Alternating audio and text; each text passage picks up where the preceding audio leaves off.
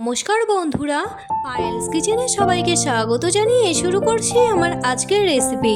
আজকে আমি তোমাদের সাথে মাটন বিরিয়ানির রেসিপি শেয়ার করব। তাহলে চলো শুরু করি। আমি প্রথমেই বাঁশকাঠি চাল পরিষ্কার করে ধুয়ে 1 ঘন্টার জন্য ভিজিয়ে রাখছি।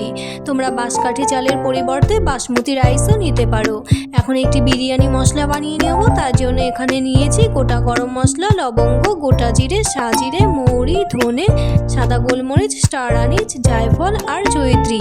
এই সব কিছুকে এবারে শুকনো কড়াতে ড্রাই রোস্ট করে ঠান্ডা করে মিক্সিতে পাউডার করে নিচ্ছি।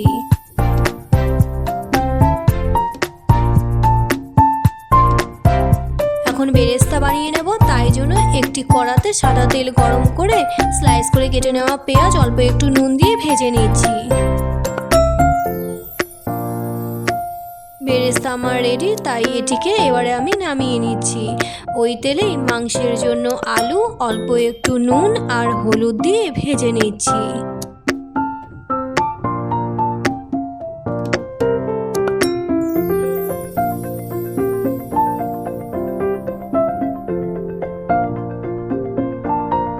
এখন মাটন ম্যারিনেট করে নেব। তাই জন্য এখানে নিয়েছি আদা রসুন বাটা, কাশ্মীরি লঙ্কা গুঁড়ো, স্বাদ মতো নুন, কালারের জন্য হলুদ, 1 চামচ জিরে গুঁড়ো, কিছুটা ধনে গুঁড়ো, গোলমরিচ গুঁড়ো, আমচুর পাউডার, গরম মশলা, টক দই আর কিছুটা বেরেস্তা আমি এখানে কিছুটা নিয়েছি আর কিছুটা রেখে দিয়েছি, পরে লাগবে। আর বেরেস্তার তেল দিয়ে আমি মাটনটিকে ভালো করে মেখে নিচ্ছি।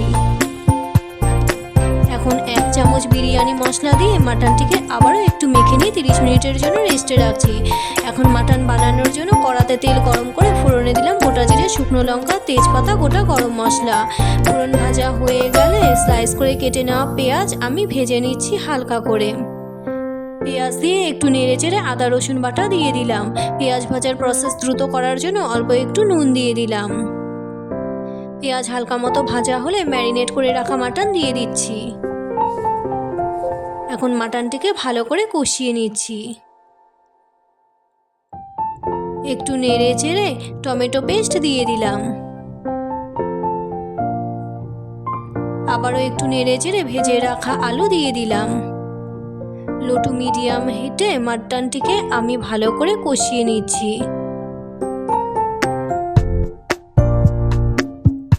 মাটনটি ভালো মতো কষানো হলে প্রেসার কুকারে মাটন দিয়ে দিচ্ছি আর তারপরে জল দিয়ে দিচ্ছি।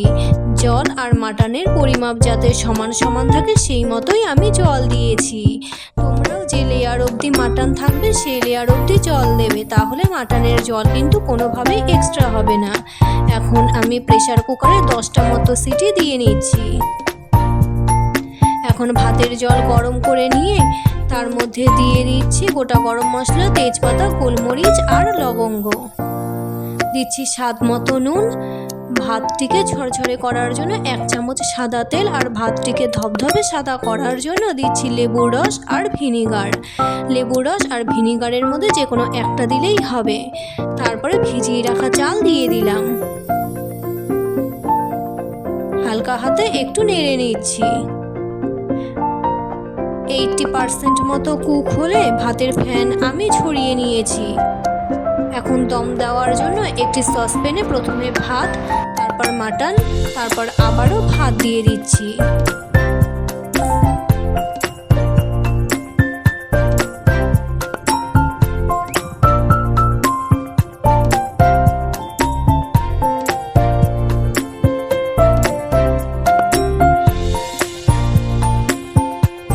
দিচ্ছি কিছুটা গোলাপ জল, কেওড়া জল, বিরিয়ানি মশলা, বেরেস্তা, 2 চামচ ঘি, মাটনের গ্রেভি আর দিচ্ছি ধনে পাতা কুচি। এবারে তাওয়াটিকে আগে থেকেই 5 মিনিট মতো গরম করে নেওয়ার পর সসপ্যানটিকে ঢাকা দিয়ে আমি নোড়া দিয়ে চাপা দিয়ে প্রথমে 5 মিনিট হাই হিটে, তারপরে 25 মিনিট লো হিটে আমি কুক করে নিয়েছি। 30 মিনিট পর আমি বিরিয়ানিটিকে কিন্তু নামিয়ে নিয়েছি। দেখো বন্ধুরা কতটা ঝরঝরে হয়েছে বিরিয়ানি। তাহলে বন্ধুরা, আমার আজকের এই মাটন বিরিয়ানি রেসিপি তোমাদের কেমন লাগলো অবশ্যই কমেন্ট করে জানিও। ভালো লাগলে এই ভিডিওতে একটি লাইক করে দিও। আজকের মতো এই পর্যন্তই, আবারও আসছি নতুন কোনো রেসিপি নিয়ে। ততক্ষণ পর্যন্ত সবাই সুস্থ থেকো ও ভালো থেকো। টাটা।